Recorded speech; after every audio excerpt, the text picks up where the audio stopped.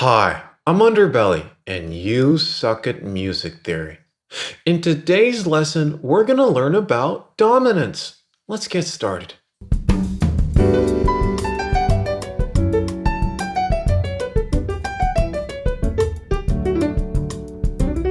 Okay, so check it. Here we have our handy-dandy keyboard. Let's go ahead and play the C major scale. Wowzers, it's just like Derek's first day of school all over again. Notice we're just playing the white keys from C to C here.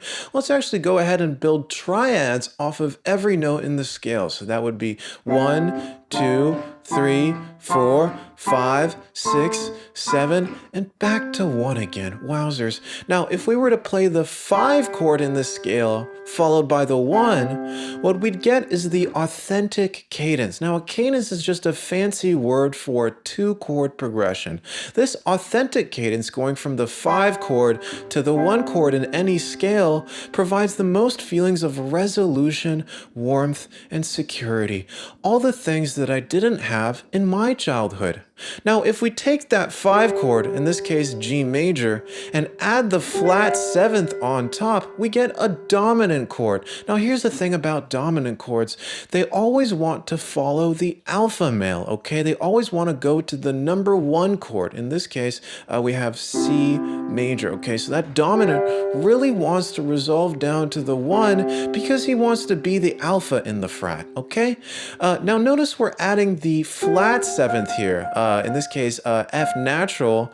We're calling it the flat 7th because if I was to play the key of G major, normally that 7th note, the F is sharp, so we'd get a major 7th chord. But what we want is that dominant 7th chord, which provides that barbershop quartet feel. Okay, check it.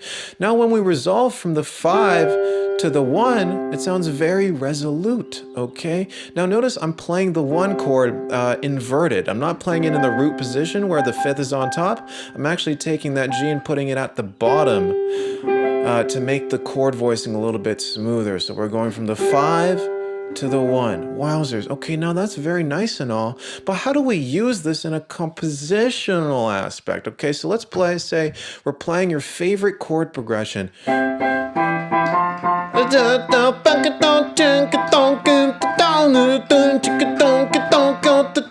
Okay, so that's something so simple, even you could play it, okay? Now, notice I'm going from the 1 to the 3 to the 4 back to the 3 again. Now, let's say for whatever reason, I actually managed to get sick of that chord progression and I wanted to modulate to a different key. What I could do is take maybe say that 4 chord, in this case F, and actually add the dominant flat 7th on top there, turn it into a dominant chord. And now that really wants to resolve down a 5th, which in this case is B-flat major. You see what I did there? Da, da. Notice that chromatic motion on the top voice. Ah, so beautiful. Now if I'm playing that chord progression, dominant